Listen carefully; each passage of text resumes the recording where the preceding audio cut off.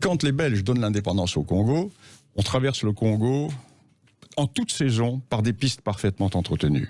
Les chemins de fer existent, les services publics existent. Aujourd'hui, les routes ont été avalées par la forêt. Et il y a véritablement une chute, une tiers-mondisation de l'Afrique qui s'est faite depuis l'indépendance. Alors, ceci n'est pas pour porter un jugement de valeur.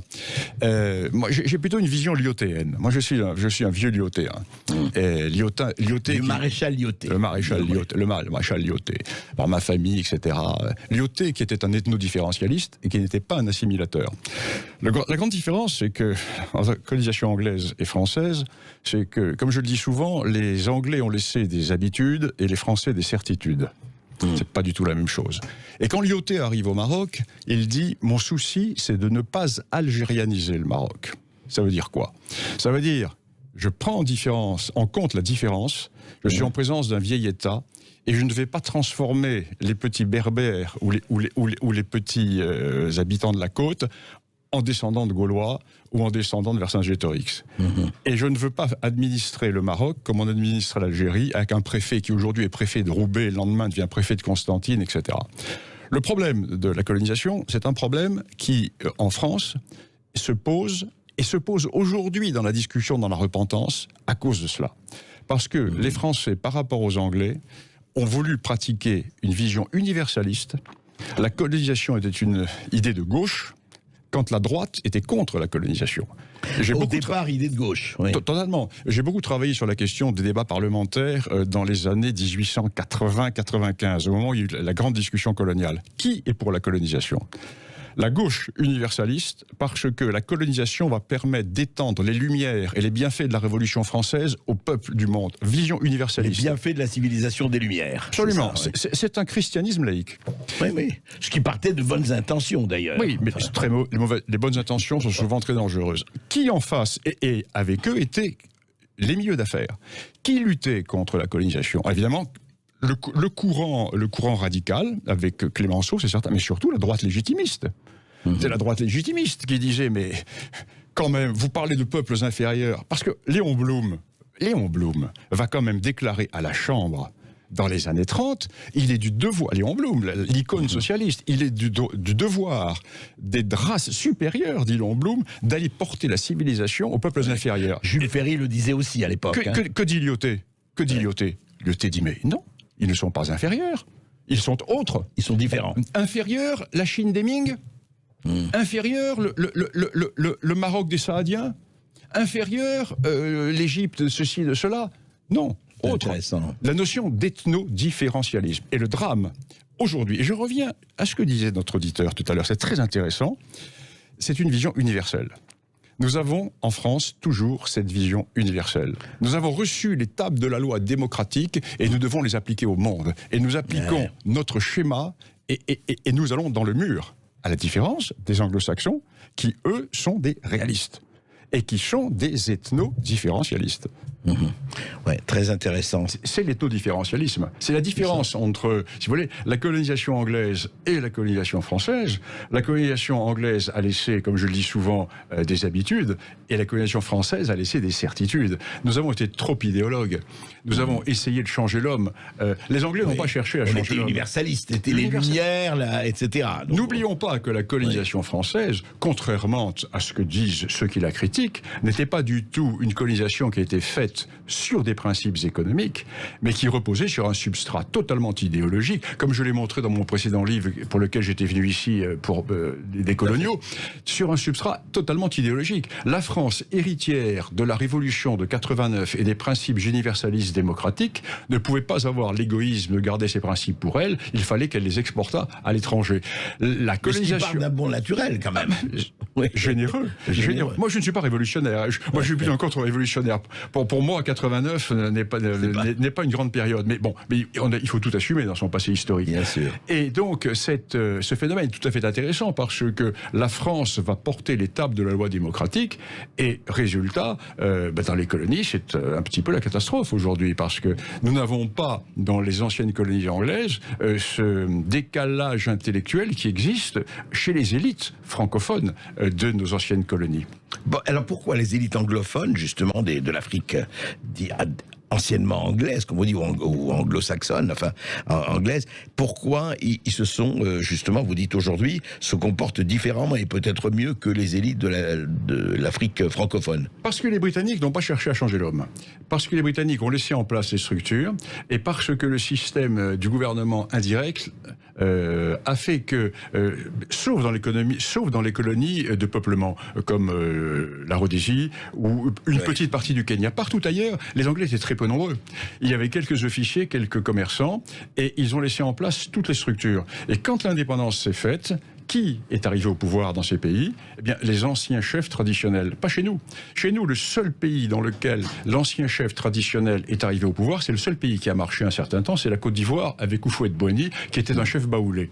Partout ailleurs, nous avons cassé les élites et créé de fausses élites. Au lieu des chefs traditionnels, nous avons mis des gens qui sortaient de nos écoles d'instituteurs ou de nos écoles normales. Avec une exception en France, donc la Côte d'Ivoire. Et l'autre grande exception, c'est l'IOT. L'IOT et le Maroc. Quand les Français quittent le Maroc, qui sont les autorités, qui sont les élites marocaines qui prennent le pouvoir? Les familles qui étaient au pouvoir avant le début du protectorat, pas en Algérie. Le drame de l'Algérie, c'est que nous avons jacobinisé l'Algérie. Nous avons voulu faire des Algériens des Français à part entière. Et pour faire des Français à part entière, nous avons cassé les structures de la chefferie, comme nous avons cassé la langue bretonne, comme nous avons cassé toutes nos provinces, au nom de l'universalisme jacobin et républicain. Résultat, lorsque nous sommes partis d'Algérie, les dernières élites algériennes étaient d'ailleurs pro-françaises et elles ont été massacrées par le FLN. Et qui est arrivé au pouvoir? Des parvenus. Des parvenus, d'où l'échec complet de l'Algérie, à côté du Maroc, qui, lui, a gardé ses élites. Et de la Tunisie. Car en Tunisie, il y avait des élites traditionnelles qui sont... Ce sont elles qui ont perduré. Quoi. Qui ont perduré. Et les Britanniques l'ont fait en Afrique. Vous voyez, un pays comme le Botswana, par exemple, l'on met toujours en modèle. Pourquoi le Botswana est-il un pays qui marche bien? L'ancien Bechuanaland britannique. Parce que le Parlement du Botswana est composé des chefs de tribus. Eh oui. C'est-à-dire la structure tribale est restée. La culture est restée, modernisée avec le système démocratique. C'est ça. Alors que pour nous, la culture tribale, enfin pour l'esprit des Lumières, la culture tribale était régressive, lamentable, esclavagiste et autres. Ouais. C'est ça. Il ne fallait pas dire que l'on était breton, corse ou alsacien. Il ne fallait pas davantage dire que l'on était bambara, peul ou malinqué. Ceci est fondamental. La colonisation française est la fille des Lumières. On vient toujours au point de départ, qui est notre universalisme des Lumières. Les Africains nous en veulent beaucoup parce que nous sommes venus en disant nous allons vous apporter la civilisation. Nous leur avons rien apporté du tout. On leur a rien apporté du tout. On leur a apporté effectivement des voies ferrées, des routes, etc. Mais ils ont bien vu que notre message universaliste ne marchait pas. C'est De Gaulle. De Gaulle a une phrase géniale en disant sur l'intégration. Écoutez ce que dit De Gaulle. L'intégration, un mensonge pour les Français, une arnaque pour les autres. Ouais. En même temps, il y a quand même beaucoup d'intellectuels africains qui ont été armés au bon sens du terme par nous, sur l'humanisme et tout ça, on ne peut pas le nier, ça. Oui, alors, bien sûr, évident, c'est évident, mais si vous voulez, ils ont deux attitudes. Il y a l'attitude en privé, et puis il y a l'attitude politique, hein, ils sont obligés. Alors le grand problème, si vous voulez, c'est que nous avons colonisé au nom de l'universalisme. Et ensuite, nous sommes restés avec notre idée de démocratie d'abord. Je vous prends un exemple très simple. L'exemple du Sahel. Un pays comme le Mali. Un pays comme le Mali n'existe pas. C'est une pure création coloniale. 90% du territoire est occupé par 2% de la population, c'est le désert du Nord, les Touaregs. Ces Touaregs étaient les radieurs traditionnels qui radiaient les populations sédentaires, agricoles, qui vivaient le long du fleuve. Bon, traditionnellement. Ils les pillaient. Ils les pillaient. Les Peuls les réduisaient en esclavage, les Touaregs les pillaient. Nous donnons l'indépendance. Nous donnons l'indépendance, mais nous sommes des démocrates. La démocratie, c'est quoi? Suffrage universel, c'est l'addition. Qui sont les plus nombreux? Les gens du Sud. C'est normal que les gens du Sud gouvernent, puisqu'ils sont 90%. Oui, mais ceux qui étaient les guerriers, c'était les gens du Nord. Donc dès 1963, soulèvement Touareg. 5 guerres Touareg. Au même moment, soulèvement des Toubous, des Ahawa au Tchad. Les nordistes n'ont pas accepté d'être, parce qu'ils sont moins nombreux, sous le pouvoir de leurs anciens tributaires ou de ceux qu'ils radiaient. Alors, nous arrivons au Mali avec l'opération Barkhane. Serval et Barkhane. Barkhane, oui. Et qu'est-ce que nous proposons comme solution ? La démocratie. Donc nous proposons un sondage ethnique grandeur nature, nous proposons de refaire ce que l'on tente de faire depuis 1950 et qui a raté. Il est évident que chaque élection va donner le même résultat. Alors, les gens du Sud disent « Mais vous êtes drôles, vous les Français. Vous parlez de suffrage universel, mais nous sommes, nous, 90%. C'est normal que nous gouvernions. En France, si on lit bien les journaux, vous avez des partis, des courants politiques qui font 40% des voix et qui vont avoir 3 députés. Tandis que vous en avez... Alors, où est le problème ? Donc il y a une démocratie pour les Blancs, une démocratie pour les Noirs. Il faut savoir ce que vous voulez. Donc nous sommes pris au piège de nos propres postulats démocratiques. Intéressant. Et maintenant, je vais rebondir sur le début fort intéressant de votre intervention. Parce que moi, j'ai vécu, en ancienne colonie anglaise. Hein. J'ai vécu une grande partie de ma carrière africaine dans les anciens territoires britanniques. Et ce que vous dites, mais tout à fait exact, et je l'ai expliqué dans plusieurs de mes livres, j'ai résumé cela par une phrase. Nous, Français, nous avons laissé des certitudes et les Britanniques ont laissé des habitudes. C'est-à-dire que nous avons inculqué des principes idéologiques, tandis que les Britanniques n'ont pas touché à la mentalité de l'homme africain, mais ils ont laissé des modes de vie et des modes de comportement et non pas des modes philosophiques. Et ça, c'est fondamental. C'est pour cela que la colonisation française a beaucoup moins cassé les structures naturelles, parce que la colonisation française est une colonisation de gauche, qui a été faite par des universalistes, réalisée par des hommes de droite, mais pensée par des hommes de gauche. Tout le corpus colonial de Jules Ferry et de la gauche coloniale est imprégné de la Révolution française. Pour eux, la colonisation allait être un des moyens d'exporter les idées de la Révolution dans le monde. Mais pourtant, rappelez-vous que Jules Ferry, Bernard Lucan disait lui, il faut éduquer les peuples inférieurs. Absolument. Il parlait de peuples inférieurs. Absolument. Alors que Lyautey disait comment inférieur ? Inférieur la civilisation des Ming ? Inférieur la civilisation des Mérinides ? Qui est inférieur ? Non, les Africains ne sont pas inférieurs, ils sont autres. Lyautey était un ethno-différentialiste. Ouais. Et l'ethno-différentialiste ne fait pas de hiérarchie. L'homme de gauche fait de la hiérarchie, en disant les supérieurs et les inférieurs. L'ethno-différentialiste, l'homme de droite, Lyautey n'a jamais dit ils sont inférieurs. Nous sommes différents. Mais la différence n'est pas l'infériorité. Ouais, bien sûr, n'est pas l'inégalité. Bon, maintenant quand même, reconnaissons Bernard Lucan que dans le colonialisme occidental, il y a eu quand même des choses qui n'étaient pas reluisantes, c'est le moins que l'on puisse dire. Moi, je n'ai jamais été un colonialiste, moi, je suis un lyothéen. Je suis un ethno-différentialiste et je considère, à la différence des républicains, de la gauche républicaine universaliste qui a lancé la colonisation au nom des valeurs supérieures de la démocratie, des droits de l'homme et de l'universalisme, moi je dis comme le maréchal Lyautey, ils ne sont pas inférieurs, ils sont autres. Au moment où Léon Blum disait, il est du devoir des races supérieures d'apporter la civilisation aux races inférieures. Jules Ferry aussi. Jules Ferry, ouais. Victor Hugo, etc. Moi je ne suis pas de ce courant-là, moi je suis du courant de la droite légitimiste et monarchiste qui a toujours reconnu l'ethno-différentialisme et toutes les civilisations qui ont leur grande vertu. Oui. Quand Lyautey disait mais ah bon, des races inférieures, les Ming, inférieures les civilisations monarchistes marocaines, inférieures les Saadiens. Inférieur par rapport à quoi ? Oui. Alors là, c'est l'universalisme de gauche. Et nous payons cela. Et aujourd'hui, le drame, qui est un drame existentiel pour la gauche, et moi qui me ravit tout à fait, parce que je vois que l'universalisme de gauche, qui a provoqué tout ce courant révolutionnaire, qui a provoqué tout ce courant décolonial, est en train de disparaître. Et l'exemple que vous avez cité tout à l'heure avec la LICRA est tout à fait exact. Ils vont s'entre-dévorer. Ils vont s'entre-dévorer sur les ruines des droits de l'homme, sur les ruines du libéralisme, sur les ruines de ce qu'on appelle la République et sur les ruines de toutes ces philosophies universalistes que, par orgueil philosophique, nous avons tenté d'imposer au monde.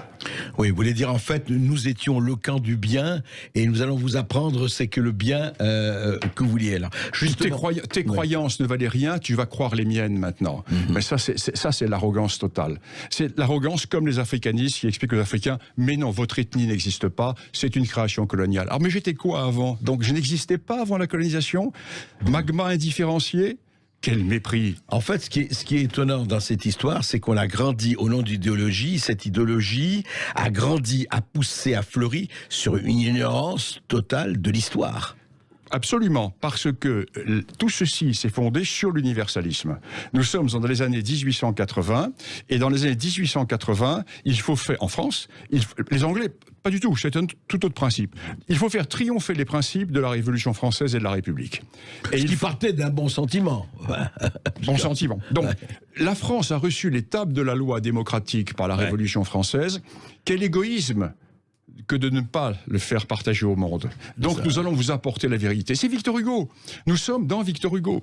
Et là, nous avons véritablement cette arrogance universaliste qui se retourne. Alors pourquoi la gauche française a perdu le combat doctrinal?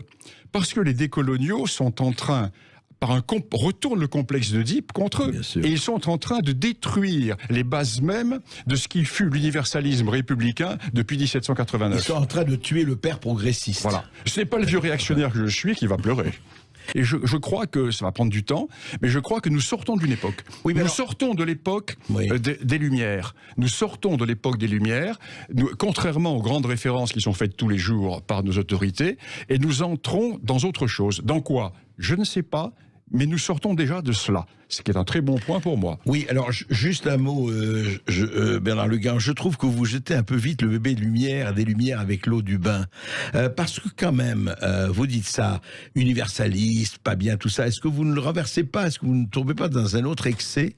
Puisque au nom de quoi aujourd'hui des peuples entiers, et vous le savez très bien, ont aspiré à la liberté. Je parle même pas des printemps arabes. Mais regardez toutes ces femmes en Iran qui rejettent le voile. Elles rejettent le voile non pas au nom, parce que dire le respect des cultures, etc., est-ce que ce n'est pas quand même par hasard, on dit oui mais nous on est bien dans la démocratie, dans la liberté, etc., et puis vous avez d'autres traditions, et puis vous laissez quand même, voilà, et ces autres traditions, pardon, c'est justement l'esclavage, l'asservissement des femmes, la ségrégation, etc. Est-ce qu'on n'est pas un tout petit peu là, ce que vous appelez de vos voeux, est-ce que ce ne serait pas un certain confort occidental qu'on a perdu, certes, mais est-ce qu'on n'a pas apporté des choses de ce point de vue-là aux gens qui disent, écoutez, on n'a pas du tout envie de vivre comme il y a 1000 ans ou comme 700 ans, etc. Alors, il y a plusieurs choses. Effectivement, nous avons apporté énormément de choses. Déjà, nous avons apporté la médecine. Quand vous pensez qu'un pays comme l'Algérie avait 1 million d'habitants et un peu moins quand nous sommes arrivés, et aujourd'hui l'Algérie a 47 millions d'habitants. L'Afrique avait moins de 100 millions d'habitants en 1900, bientôt va avoir 2 milliards. Donc nous avons apporté énormément de choses. Il ne faut surtout pas jeter le bébé avec l'eau du bain, c'est évident. Mais en plus de cela, ou à côté de cela, nous avons apporté une idéologie qui est une idéologie universaliste qui ne s'applique pas. Pourquoi? Parce que nous sommes des individualistes. Nous ne l'avons pas toujours été. Nous sommes des individualistes à la suite des diverses révolutions. La révolution de la Réforme, le XVIIIe siècle, la Révolution française, etc. Donc nous sommes devenus des individualistes. Et nos sociétés sont basées sur l'individu. Or, en dehors de l'Europe, les sociétés sont communautaires. Et comme elles sont communautaires, nos règles de fonctionnement individualistes ne s'appliquent pas. Regardez en Afrique, chaque fois qu'il y a une élection, c'est un sondage ethnique grandeur nature. Chaque fois qu'il y a une élection, c'est l'anarchie. Le discours de La Baule de François Mitterrand a provoqué l'anarchie. Jusqu'au discours de La Baule, la coopération française essayait, par le colbertisme, de créer des États. Et du jour au lendemain, avec le discours de La Baule, Mitterrand a dit non, maintenant c'est le suffrage universel, c'est la démocratie, c'est le multipartisme. Multipartisme ethnique, sondage ethnique, anarchie, etc. Donc ce que je dis, il y a deux choses. Je ne condamne pas la colonisation dans le sens de ses réalisations.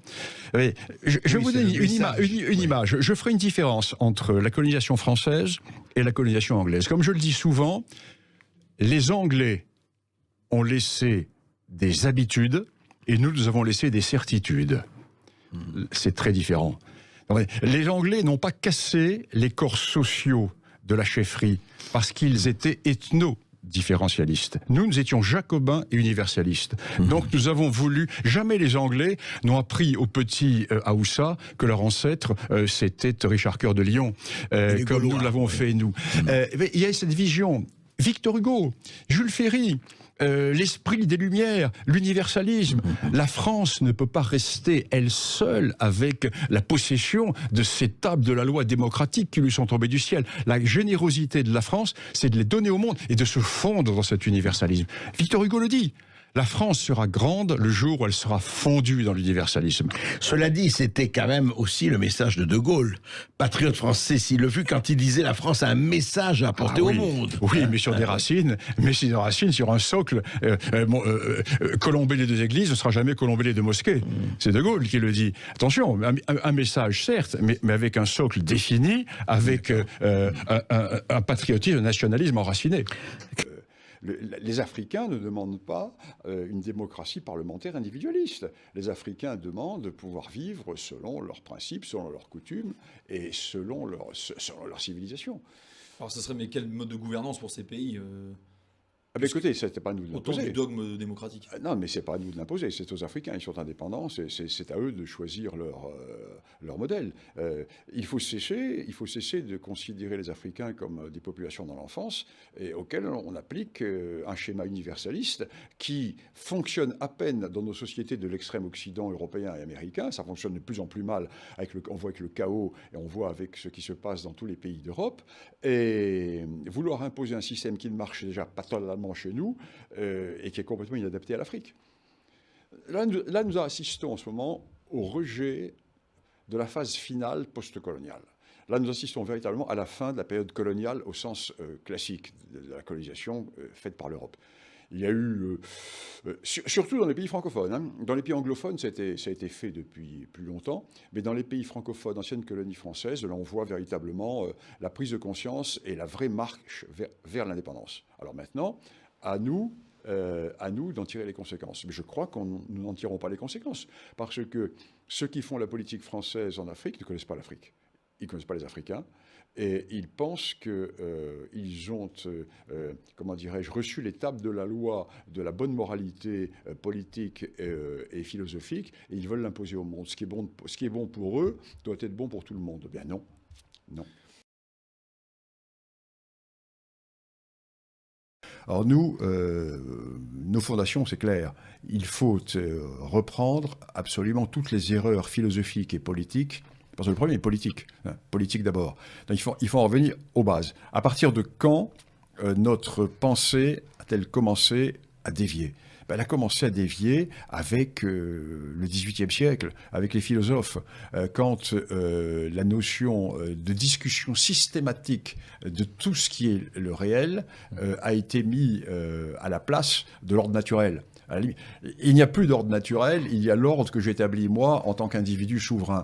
Et ceci va conduire petit à petit à la révolution de 89, va conduire aux révolutions du 19e, à la révolution industrielle, car bien entendu, les capitalistes vont s'emparer de cette volonté individualiste, car il n'y aura plus les corps intermédiaires. On va pouvoir avoir une masse prolétarisée qu'on va pouvoir utiliser au maximum. C'est la loi Le Chapelier également. La loi Le Chapelier, la suppression des corporations. Et puis le colonialisme qui fut de gauche, je rappelle que mais complètement. Le libéralisme est de gauche, il n'est pas de droite.